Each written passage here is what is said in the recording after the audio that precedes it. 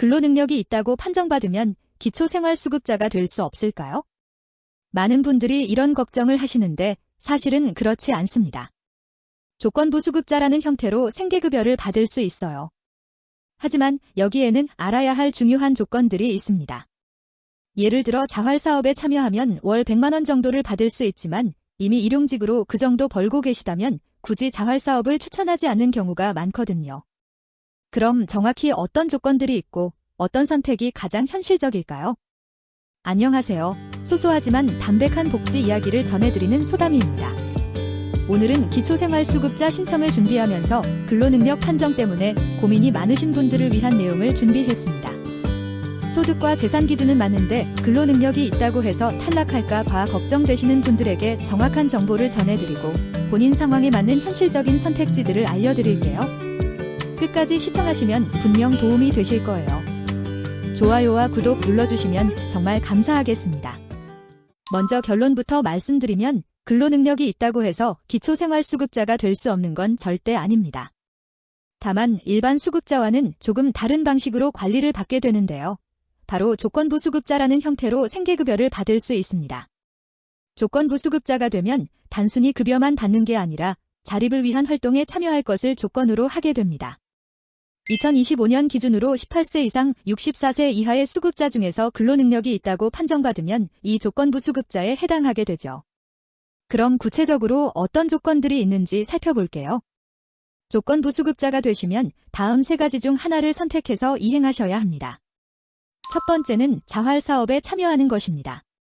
하지만 솔직히 말씀드리면 자활사업에 대한 현실적인 이야기를 해드려야 할 것 같아요.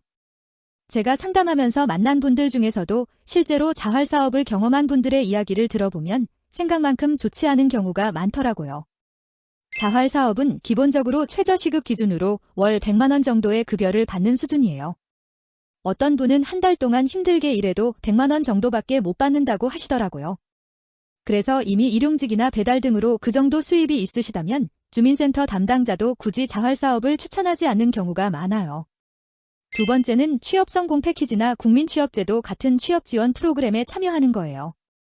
이런 프로그램들은 취업 준비를 체계적으로 도와주는 장점이 있죠. 세 번째는 스스로 월 90만 원을 초과하는 소득을 올리는 일을 매달 꾸준히 하는 것입니다. 현실적으로 보면 이 조건이 가장 합리적일 수 있어요. 실제로 일용직으로 하루 일당 15만 원 정도만 받아도 한 달에 일주일 정도만 나가면 100만 원 가까이 벌 수 있거든요. 여기서 중요한 건 조건을 이행하지 않으면 어떻게 되느냐는 점입니다. 만약 위의 세 가지 조건 중 어느 것도 이행하지 않으면 근로능력이 있는 수급자 본인의 생계급여가 전부 또는 일부 중지될 수 있어요. 구체적으로 설명드리면 조건 불이행이 명백해지면 지체 없이 생계급여 중지 여부를 결정하게 됩니다.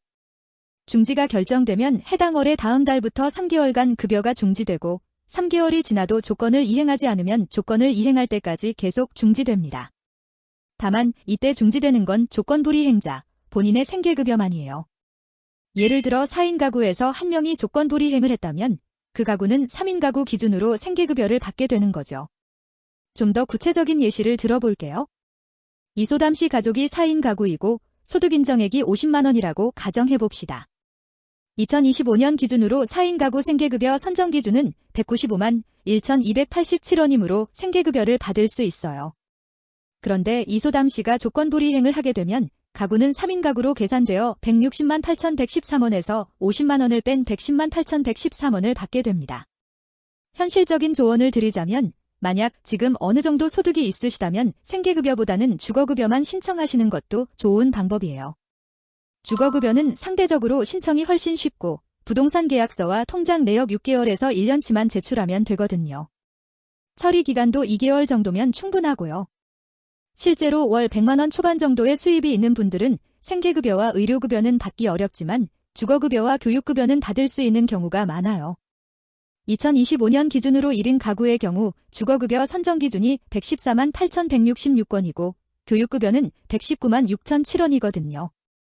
주거급여만으로도 월세 부담을 상당히 덜 수 있고 주거급여 기초생활수급자로서 각종 지원 혜택을 받을 수 있어 생활에 큰 도움이 됩니다.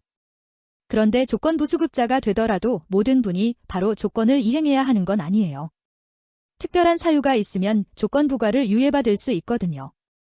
예를 들어 미취학 자녀를 양육하고 있거나 질병 부상자를 간병 보호해야 하는 경우, 대학생인 경우, 장애인인 경우, 임산부인 경우 등이 있어요. 또한 월 90만 원을 초과하는 소득이 있는 경우에도 조건 부과가 유예됩니다.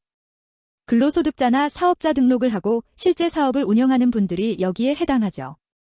조건 제시 유예라는 것도 있는데 이는 조건부 수급자이지만 특별한 사유로 단기적으로 자활사업 참여를 유보할 수 있는 경우예요. 도서벽지 거주자, 북한 이탈 주민, 12개월 이하 영아 양육자, 시험준비생, 취업준비생 등이 해당됩니다. 실제 사례로 김소담 씨의 경우를 들어보겠습니다. 김소담 씨는 2인 가구로 소득 인정액이 80만 원입니다. 2025년 기준 2인 가구 생계급여 선정 기준인 125만 8,451원보다 낮아서 생계급여를 받을 수 있어요. 근로능력이 있다고 판정받아 조건부 수급자가 되었는데 현재 일용직으로 월 110만 원 정도 벌고 있습니다. 이 경우 월 90만 원을 초과하는 소득이 있으므로 조건 부과가 유예되어 별도의 자활사업에 참여하지 않아도 됩니다. 반대로 박소담 씨는 1인 가구로 소득 인정액이 30만 원이고 현재 수입이 없는 상황입니다. 이 경우 조건부 수급자로 선정되어 자활사업 참여, 취업지원 프로그램 참여 또는 월 90만 원 초과 소득 활동 중 하나를 선택해야 합니다. 만약 조건을 이행하지 않으면 본인의 생계급여가 중지될 수 있어요. 근로능력 판정과 관련해서도 알아두실 점이 있어요. 18세 이상 64세 이하라고 해서 모두 근로능력이 있다고 판정되는 건 아닙니다.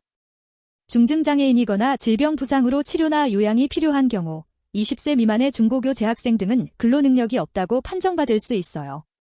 만약 근로능력 판정 결과에 이의가 있으시다면 재판정을 신청할 수도 있습니다. 판정 통지를 받은 날부터 60일 이내에 재판정 신청서와 추가 서류를 제출하면 되어요.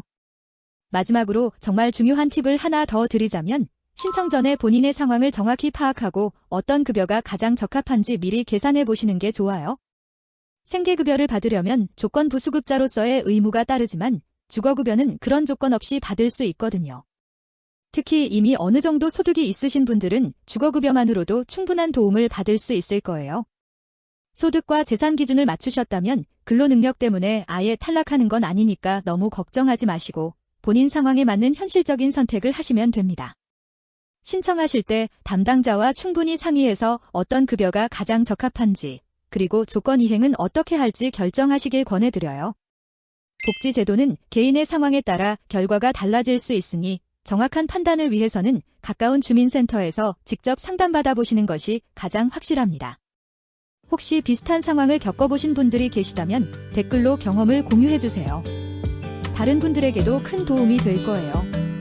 오늘 영상이 도움이 되셨다면 좋아요와 구독 버튼 눌러주시고 궁금한 점이 있으시면 언제든 댓글로 남겨주세요. 소담이었습니다. 감사합니다.